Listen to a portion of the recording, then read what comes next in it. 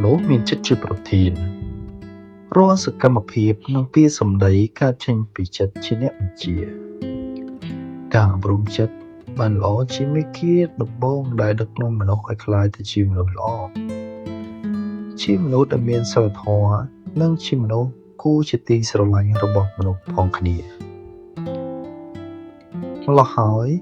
មនុស្សគ្រប់គ្នាត្រូវតែបណ្ដុះព្រហ្មវិហារធម៌នៅក្នុងចិត្តជាមុនសិនដើម្បីក្លាយខ្លួនទៅជាមនុស្សមានគុណធម៌និងសីលធម៌តើព្រហ្មវិហារធម៌ជាអ្វីបើតាមវចនានុក្រមខ្មែរព្រហ្មវិហារធម៌មកពីពាក្យព្រហ្មបូកនឹងវិហារបូកនឹងធម៌ពាក្យថាព្រហ្មមានន័យថាសេចក្តីចម្រើនសេចក្តីរីកក្នុងចិត្តសេចក្តីប្រសើរចំណែកចិត្តវេទៈសិលៈក៏សភាពដែលល្អប្រសើរខ្ពង់ខ្ពស់ឧត្តមបណ្ដំវិសេសវិសាលលើសអ្វីគ្រប់យ៉ាងវិហារប្រែថាទីកន្លែងសម្រាប់នៅការនៅដោយសុបាយការដើរកម្សាន្តសប្បាយការសម្រុំអារម្មណ៍ឲ្យគេចផុតពីកង្វល់វិហារធម៌ប្រែថាភាវៈឬក៏ធម៌ជាទីសម្រាប់ចិត្តព្រហ្មវិហារធម៌មានន័យថាជាលំនៅឋាននៃពុព្រហ្មធម៌នៃលំនៅនៃចិត្តដ៏ប្រសើរមាន4យ៉ាងគឺមេត្តាករុណាមុទិតានិងឧបេក្ខានិយាយឲ្យងាយយល់ព្រហ្មវិហារធម៌គឺធម៌ជាជំរកដ៏ប្រសើររបស់ចិត្តមនុស្សសម្រាប់ធ្វើចិត្តរបស់មនុស្សឲ្យបានល្អធ្វើឲ្យមនុស្សមានចិត្តជាមនុស្សពេញលក្ខណៈធ្វើឲ្យមនុស្សមានចិត្តខ្ពស់ជាងសត្វតិរច្ឆាន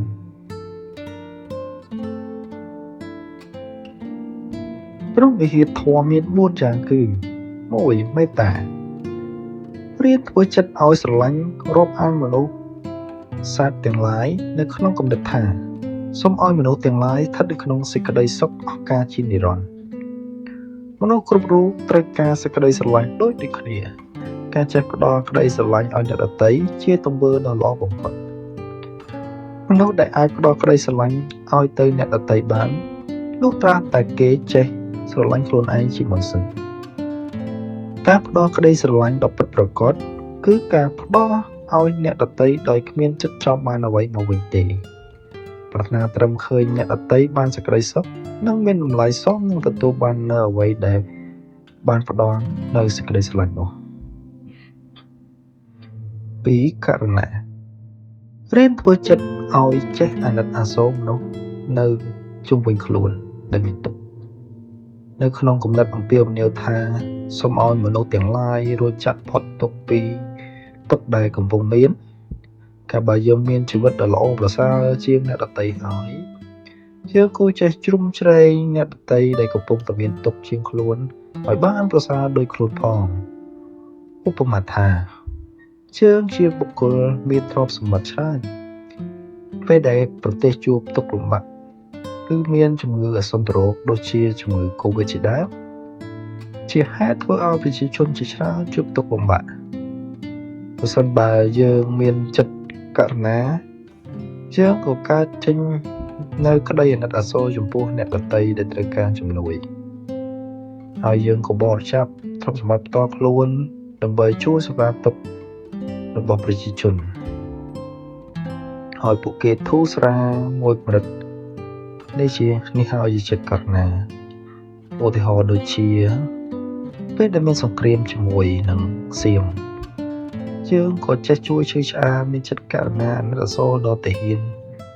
ហើយក៏បានបរិច្ចាគទ្រព្យសម្បត្តិខ្លះដើម្បីជួយការពារជាតិទាហាននៅសមរភូមិមុខជាដើមនេះហើយក៏ជាចិត្តករុណាដែរទី3មុទិតារៀនធ្វើចិត្តឲ្យសប្បាយរីករាយជាមួយនឹងមនុស្សទាំងឡាយដែលប្រកបដោយសេចក្តីចម្រើនជាងខ្លួនមានចិត្តសប្បាយរីករាយពេលឃើញអ្នកដទៃមានបុណ្យស័ក្តិមិត្តភក្តិរៀនប្រកែគ្រួសារអ្នកដទៃមានសុភមង្គលនិងពួកគេមានកេរ្តិ៍ឈ្មោះល្អជាដើមការរីករាយសត្វតឃើញអ្នកដទៃរីករាយចម្រើន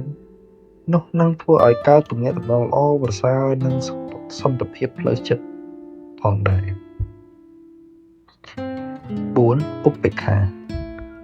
ឧបេក្ខាមានន័យថាការដាក់ចិត្តជាកណ្ដាលមែនហើយការដាក់ចិត្តជាកណ្ដាលមានន័យថាការកាត់សេចក្តីដោយប្រើប្រាជ្ញាមិនលំអៀង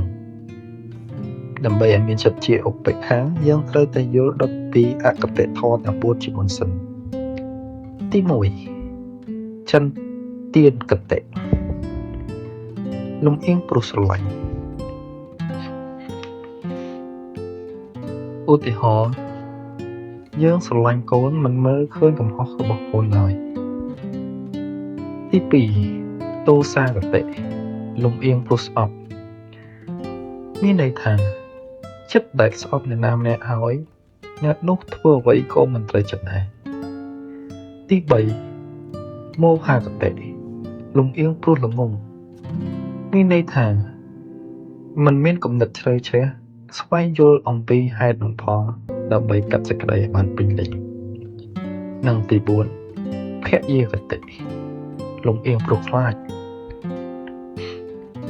នៅពេលណាដែលយើងសម្រេចចិត្តដោយប្រតិបត្តិអំពីអកតេធម៌ទាំង4ប្រការនេះហើយនេះការសម្រេចចិត្តរបស់យើងប្រកបជាឧបេក្ខាយ៉ាងពិតប្រាកដចូលពិនិត្យព្រហ្មវិហារធម៌ក្នុងចិត្តហើយព្រហ្មវិហារធម៌ទាំងនោះជារូបមន្តសម្រាប់ដោះស្រាយនៅចំនួនឬក៏វិបត្តិផ្សេងៗនិងអំពើហិង្សាគ្រប់ប្រភេទបាន